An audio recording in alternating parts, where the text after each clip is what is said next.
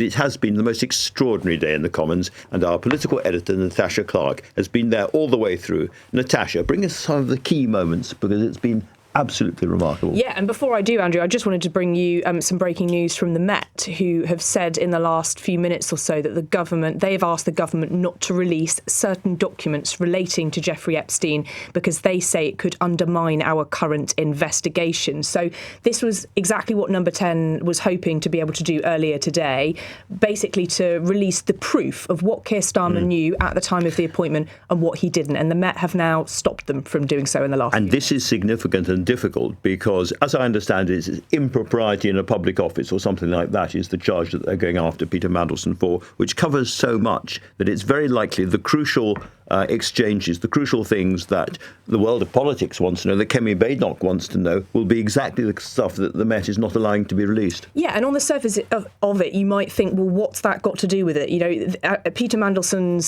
sort of emails to Jeffrey Epstein back in when he was business secretary, what's that got to do with Keir Starmer appointing him? But actually, if they are looking at a wider probe into misconduct in public office, the Prime Minister has in the House of Commons today accused him of lying to him and his team. So this probe is now basically being blown a lot wider open than we once thought it was going to be. And Andrew, it really has been an extraordinary day in the House of Commons, showing the depths of the chaos that I don't think we've really seen since the welfare vote last year from the Labour backbenchers. It's giving echoes of Tory chaos, which we've of course seen as much over the years. Many people asking questions, WhatsApps flying around everywhere, and asking the same questions you are. Is this time for the Prime Minister to go?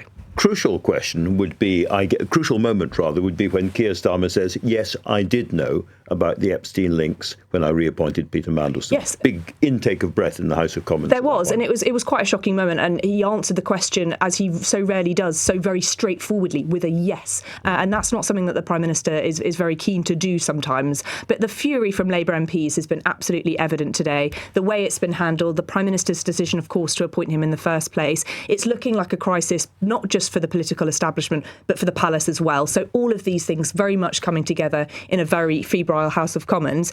We heard earlier from the former Labour leader, Jeremy Corbyn, talking about the reputation that Peter Mandelson had before his appointment as ambassador and the knowledge the Prime Minister would have had of it. He would have known the number of times Peter Mandelson was forced to resign, even from the Tony Blair government, because of his behaviour. He would have known Mandelson's record as an EU commissioner. He would have known all of that. And yet he still went ahead, apparently despite Foreign Office and other advice, to appoint Mandelson as the ambassador to Washington. What a shame, what a disgrace, and what an appalling appointment to make. And Andrew, crucially, we also heard today from the former Deputy Leader Angela Rayner interjecting today, demanding for the Intelligence and Security Committee to release the files rather than, as the Prime Minister wanted, the Cabinet Secretary. Given the public disgust and the sickening behaviour of Peter Mandelson and the importance of transparency, in 2022 I proposed a humble address seeking information about PPE. Should we not have the ISC not have the same role now in keeping public confidence in the process? And that voice, I suspect, will prove to be very, very important in the story of the day. We're going to hear more from you later on, Natasha, but for now, thank you so much. Now, we mustn't lose sight of the victims when we're talking about the political scandal that's gripped the media over the last week. There is one woman in America who perhaps understands the impact on victims better than anyone else, and that's Gloria Allred, the attorney who's represented more than 27 of Epstein's victims. Gloria, thank you very much indeed for joining me tonight. Can I start by asking you whether you believe that it's credible that somebody like Peter Mandelson, who was on the island again and again and again, did not know what was going on? Well, if he didn't know, he should have known. What did he think that all these young girls, so many of them under the age of 18, were doing there? Did he ask them why weren't they in school? Why weren't they with their parents? How long had they been there? Do they feel safe? Is anybody exploiting them or abusing them? Or was this just all fun and games? Fun and games for Peter Mandelson, apparently not fun and games for many of the survivors. So, you know, this is not just about what we know that he did. And of course, he's saying he didn't abuse anyone, that, you know, that he's gay and didn't. But nevertheless, you know, nobody should turn away. Nobody should act as though they don't know what's going on if there's something unusual. And that would be unusual. It would. For, maybe he didn't know if they were 12 or 14 years old, but if he was suspicious, he could have asked. And so we don't really know what he knew. We only know what he says he knew, and we only know what's in the files. How important is it from the victim's point of view that he and Andrew Mountbatten Windsor come over to the States and answer questions in Congress? Well, I think they should. The former President Clinton, and the former Secretary of State, his wife, Hillary Clinton, are both going to testify before Congress, or at least before a congressional committee there. I think the congressional committee, the oversight committee, for example, should call to testify anyone who had some kind of relationship with Jeffrey Epstein.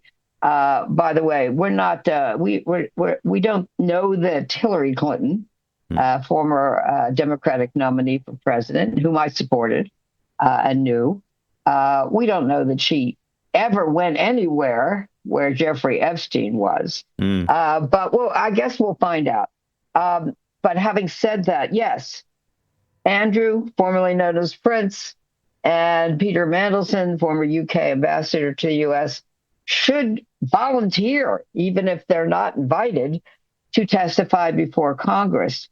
And I think that, by the way, that Congress, since they're subpoenaing a former president, might want to invite the current president, who Jeffrey Epstein said was his best friend for many years. And of course, our current president also called Jeffrey Epstein a terrific guy. So I think it would be wonderful for him to come before Congress and on this, but I don't think he will, because he indicated yesterday, we should move on. There is a warm invitation for him to chew over. Let me ask you one other aspect of this. We've all been watching these revelations, the new messages and the emails and so forth, day by day, and some really terrible words used about some of the victims. Now, I assume your former clients or your current clients are also reading this stuff. What is the kind of effect on the victims themselves of this huge dump of information, about which, of course, they would know very little beforehand? Devastating, increasingly traumatic. I have a number of survivors that I represent who have never spoken out. We have protected their identity for years. They have been Jane Doe. They have been brave enough to speak to FBI, Homeland Security, and prosecutors who promised them, and I was in their presence when the promise was made, that they would be known as Jane Does. Their names would never be revealed unless and until they would be called to testify at trial. Of course, that never happened with Jeffrey Epstein. There was no trial because he died or was killed in the custody of the federal government, Metropolitan Detention Center in New York City. And then most were never called to testify in reference to Ms. Maxwell's trial. And now they find that not only their names are online, Andrew, but driver's licenses, emails with Jeffrey Epstein back and forth, texts, photos of them. Yeah. Well, this is another, and out of context, so it's really harmful to their reputation. And I want to know: is the Department of Justice trying to punish them?